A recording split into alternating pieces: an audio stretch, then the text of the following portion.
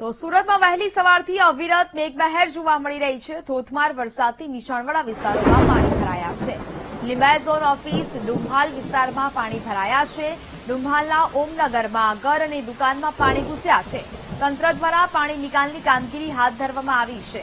તો વહેલી સવારથી વરસાદી માહોલ જામ્યો છે અને તેને કારણે લિંબાયત ઝોન ઓફિસ વિસ્તારમાં પાણી ભરાવાની સમસ્યા છે તે જોવા મળી છે।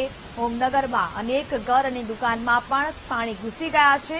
વહેલી સવારથી અહીંયા વરસાદી માહોલ જોવા મળી રહ્યો છે અને ઠેર ઠેર પાણી ભરાવાની સમસ્યા છે તે જોવા મળી રહી છે। હાલ તો તંત્ર દ્વારા પાણી નિકાલની કામગીરી છે તે હાથ ધરવામાં આવી છે, પરંતુ અવિરત અને ધોધમાર વરસાદને કારણે અનેક લોકોના ઘરોમાં પણ મોટાભાગે નુકસાન થયું છે। ઘરો અને દુકાનોમાં લોકોના પાણી છે તે ઘૂસી ગયા છે અને તેને જ કારણે મોટા પ્રમાણમાં નુકસાન થયું છે।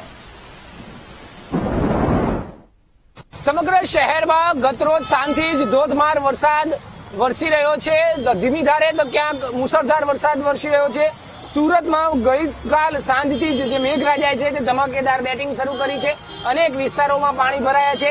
ગતરોજ 1 કલાકની અંદર જ 4 ઇંચથી વધુ વરસાદ વરસ્યો હતો અને ત્યારબાદ અવિરત વરસાદ વરસી રહ્યો છે, જેને લઈને શહેરના અનેક વિસ્તારોમાં પાણી ભરાયા છે। અત્યારે પણ સુરતના આ ડુંભાલ વિસ્તારના દ્રશ્ય છે અને લિંબાયત ઝોન ઓફિસ આવી છે એની બહાર જ રસ્તા ઉપર પાણી ભરાયા છે। અત્યારે આ તમે જે જોઈ શકો છો, સાઉથ ઈસ્ટ ઝોન સુરત મહાનગરપાલિકા સેવા સદન છે ને લિંબાયત ઝોન ઓફિસ છે અને બરોબર તેની બહાર જ રસ્તા ઉપર ગોઠણ સુધીના પાણી અત્યારે અહીં ભરાયા છે, જેને લઈને વાહન વ્યવહારમાં ભારે અસર પડી રહી છે। સુરત મહાનગરપાલિકાની જે રીતની કામગીરી પાણી નિકાલને લઈને થવી જોઈએ તે યોગ્ય ન થતી હોય તેનું જોવા મળી રહ્યું છે અને તેનો જે સીધો પુરાવો છે તે મહાનગરપાલિકાના અધિકારીઓની સામે જ છે।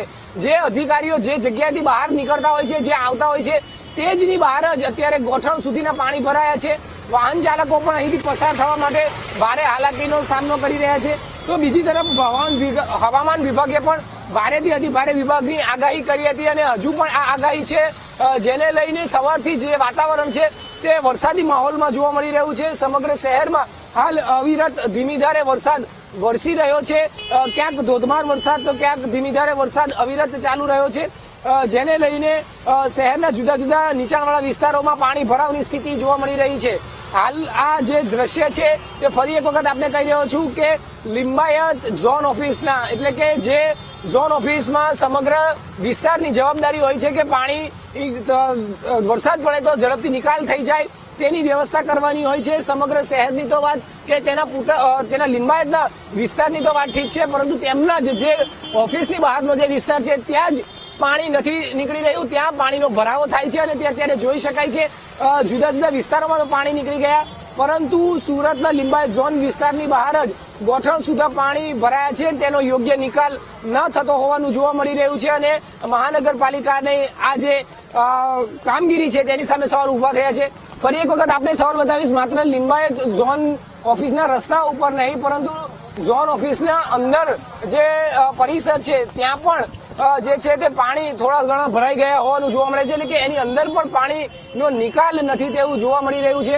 તો રસ્તાઓ ઉપર પણ ગોઠણ સુધીના પાણી ભરાયા છે, તો કેટલાક વાહનો અહીંથી પસાર થવા માટે પણ મુશ્કેલી અનુભવી રહ્યા છે। ફરી એક વખત હું કેમેરામેનને કહીશ, દ્રશ્ય બતાવે છે કે પાણી ભરાવાને કારણે કેટલાક વાહન ચાલકો અહીંથી પસાર થવાનું પસંદ નથી કરી રહ્યા અને રસ્તો બદલીને અન્ય રસ્તા પરથી જવા માટે મજબૂર થઈ રહ્યા છે, કારણ કે અહીં ગોઠણ સુધીના પાણી જે છે તેના કારણે હાલ આ સ્થિતિ સર્જાઈ છે। વાહન ચાલકો ભારે પરેશાન થયા છે। કેટલાક વિસ્તારોમાં તો ઘરોની અંદર પણ પાણી ભરાવાની કાં તો દુકાનોમાં પણ પાણી ભરાવાની સ્થિતિ જોવા મળી રહી છે। હાલ આ પ્રકારની સ્થિતિ સર્જાઈ છે। સુરતમાં જે રીતે અવિરત વરસાદ વરસ્યો ગતરોજ સાંજથી લઈને આખી રાત ધીમી ધારે તો ક્યાંક ધોધમાર વરસાદ વરસ્યો અને જે રીતે ઝડપથી પાણીનો નિકાલ થવો જોઈએ તે નિકાલ ન થતા તેને કારણે હાલ અત્યારે આ પાણી ભરાવની સ્થિતિ ઠેર ઠેર જોવા મળી રહી છે। કેમેરામેન સરજુ પારેખ સાથે ધ્રુવ સોમપુરા, વીટીવી ન્યૂઝ, સુરત।